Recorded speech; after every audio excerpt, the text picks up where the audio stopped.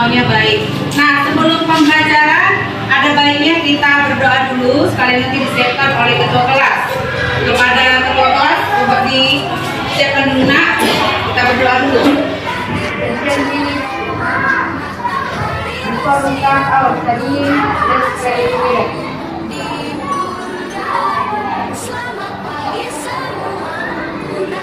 Open. Stand up, please. Give greet to our teacher.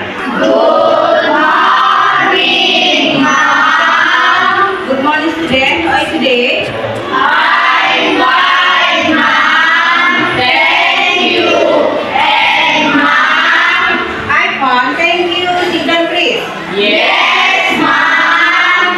Ini ibu absen dulu ya, siapa yang sudah hadir.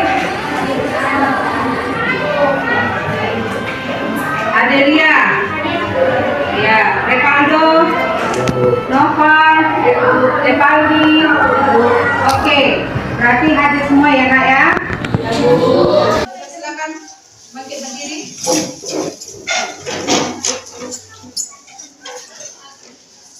Ayo, kita menyanyikan bersama-sama. Satu nusa, satu bangsa, satu bahasa kita. Tanah hari pasti jaya untuk selama-lamanya. Indonesia pusaka, Indonesia tercinta, nusa bangsa dan bahasa kita bela bersama.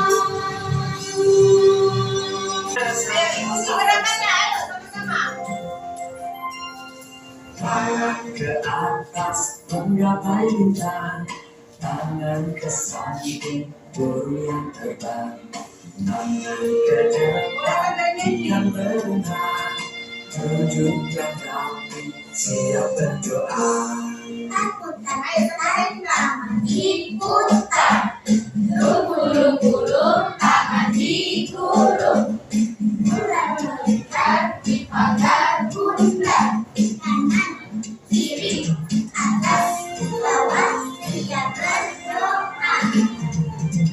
Satu jari kanan, satu jari kiri, bergabung menjadi dua, dua jembatan panjang. Dua jari kanan, dua jari kiri, bergabung menjadi empat, buat kamera cepat. Tiga jari kanan, tiga jari kiri, bergabung menjadi enam, buat menara tinggi. Empat jari kanan, empat jari kiri, bergabung menjadi delapan, buat telinga kelinci. Lima jari kanan, lima jari kiri, bergabung menjadi 10, siap berdoa.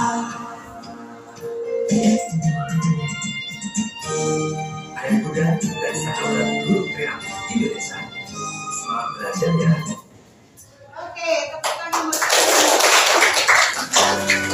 ya, ya. Nah, sebelumnya Ibu akan menjelaskan dulu apa itu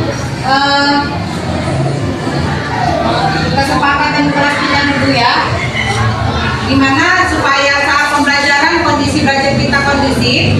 Kesepakatan kelas yang kita lakukan yang pertama adalah konsentrasi, mempertahankan dan mendengarkan saat pembelajaran berlangsung. Kedua, saling menghargai pendapat teman. Ketiga, saling bekerja sama saat diskusi. Yang keempat, kondisi kalau mau ke kamar mandi. Nah, tidak boleh makan di dalam kelas. Kemudian tidak boleh tidur di dalam kelas saat belajar. Kemudian jangan tidur saat belajar berlangsung. Kemudian tunjuk tangan apabila ingin bertanya saat kita melakukan diskusi. Baik, itu kesepakatan kelas kita untuk diperhatikan dan dilaksanakan ya. Sebelum kita masuk di keempat ini kemarin kita sudah mempelajari tentang wilayah Negara Kesatuan Republik Indonesia. Siapa yang masih ingat apa itu pengertian persatuan dan kesatuan?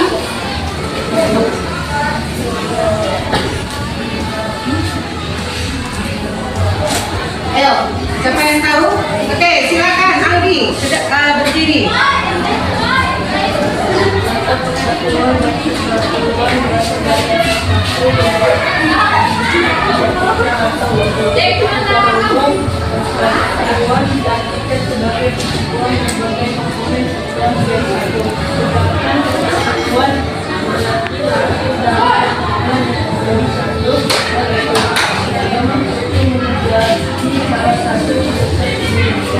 Oke, tepuk tangan buat temannya.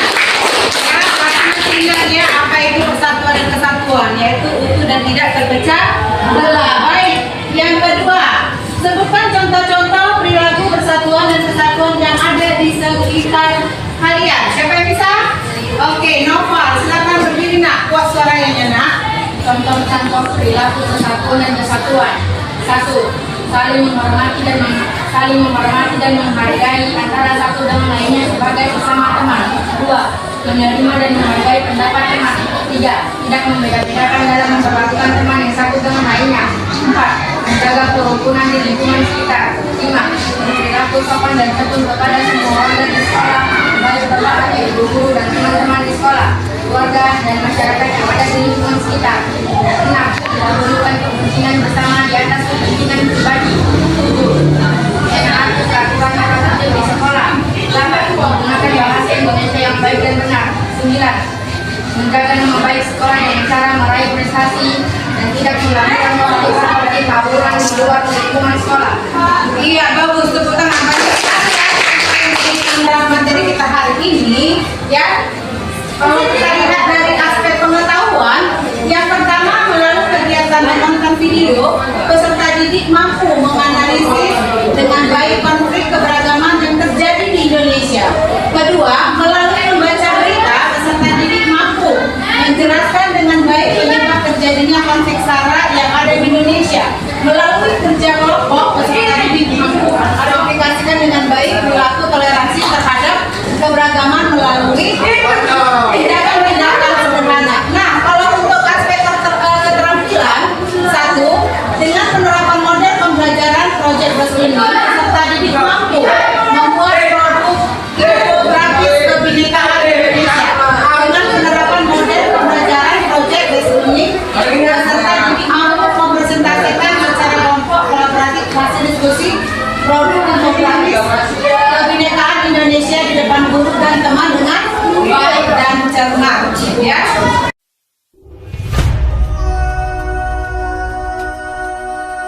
Perbedaan keyakinan, perbedaan ekonomi,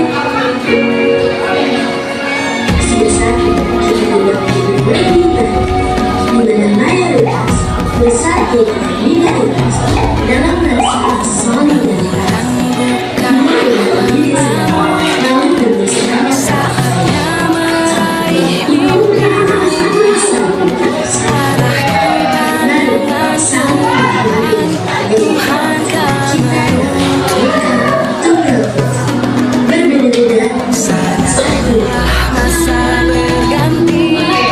Baik, kita tadi sudah mendengarkan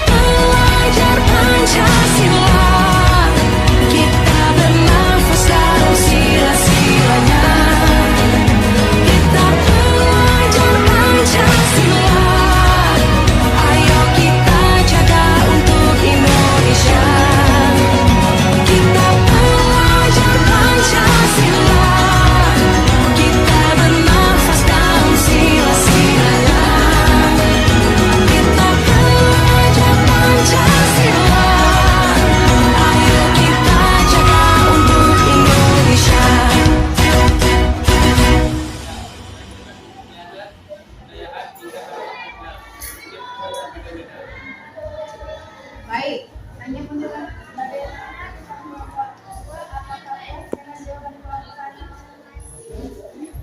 Ada yang lagi mau bertanya?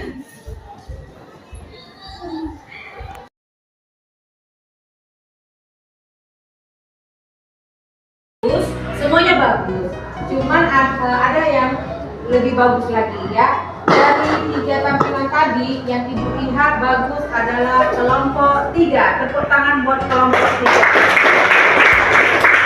Baik ya, pastikan kamu sudah selesai presentasi ya. Ini penutup. Ayo, dari apa yang sudah kita pelajari, dari berbagai kelompok yang sudah tampil, siapa yang bisa memberikan kesimpulan? Oke, silakan Pak Marina ke depan untuk memberikan apa kesimpulan dari pembelajaran kita hari ini.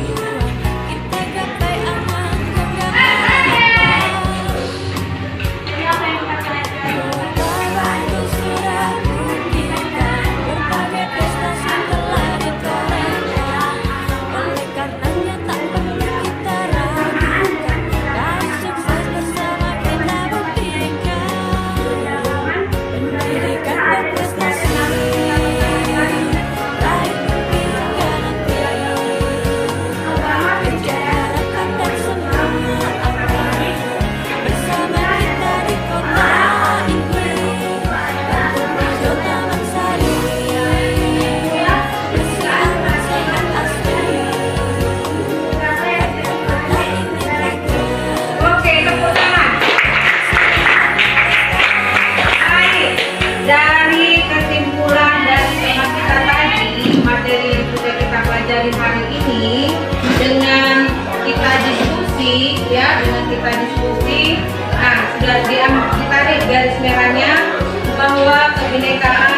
Indonesia terdiri dari beberapa keberagaman, baik keberagaman gender, suku, agama, ras, dan antar golongan.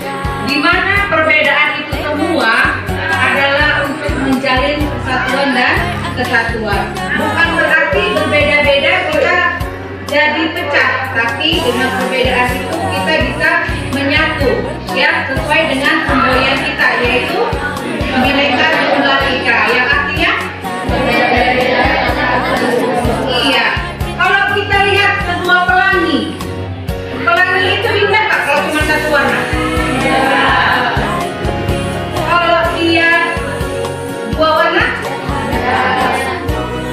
tiga warna, tapi dengan banyaknya warna dia jadi makanya disebut dengan pelangi. Kalau dia hanya satu warna berarti kita sebutnya misalnya warna merah, ya merah saja. Tapi dengan beragam warna kita sebutnya seperti pelangi, indah kita lihat itu. Nah, dengan perbedaan yang kita rasakan di negara kita ini, ya, bahwa Indonesia ini sangat sekali negara lain itu menunjukkan keberagaman yang ada di Indonesia. Kenapa? Agama aja yang dipercayai ada 6. Tapi kita Indonesia hidup dengan rukun, damai. Walaupun memang ada konflik-konflik yang memecah belah, tapi kalian sebagai generasi penerus bangsa, dirasa kamu sudah paham. Jika ada orang yang ingin memecah belah kita, itu bukan hal yang baik untuk itu. Walaupun kamu dibayar orang. Kenapa? Resikonya untukmu sendiri. Contoh, kau tawuran, otomatis orang tawuran ini silap-silap kata mau melakukan tindakan kriminal sehingga terjadinya pembunuhan. Apakah kalian ingin belum waktunya untuk mati? Tidak. Jadi kuharap kalian sebagai generasi penerus bangsa bisa memilah-milah hal yang baik dengan yang tidak baik. Hal yang baik itu adalah untuk masa depanmu. Yang menentukan dirimu sukses itu adalah dirimu sendiri, bukan orang tua. Orang tua adalah faktor pendukung. Contoh, kalau ada orang kaya, orang tuanya misalnya dua-duanya dokter, sudah, tapi anaknya nggak mau kuliah, maaf bosan kuliah. Apa arti kekayaan orang tuanya tadi? Tidak ada, nihil, karena anaknya tidak mau kuliah. Tapi ada anak orang miskin, ya, orang miskin, orang tuanya, tapi anaknya ini giat sekali belajar. Bisa kan dia berhasil? Dari bagaimana? Belajar dan mengikuti. Sekarang di online itu bisa kamu lihat di Google ada namanya program beasiswa. Bu, bagaimana mendapatkan beasiswa? Ada perintah-perintahnya di dalamnya. Apakah kalian menjawab soal? Apakah kamu tak menjawab soal itu nilainya bagus? Maka kamu akan lulus dalam tes.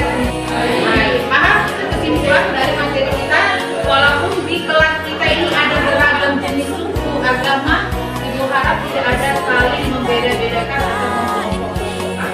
Karena kita di sini tujuannya sama, yaitu belajar. Ya? Paham? Oke, baik, terima kasih. Dari tadi yang sudah kita simpulkan dari teman dan ibu, ada refleksi. Siapa kira-kira yang bisa merefleksikan? Oke, silakan tanda tangan. Ya, ini refleksi dari materi kita hari ini. Dari pembelajaran hari ini, saya dan teman-teman semakin memahami apa itu kebinekaan di Indonesia.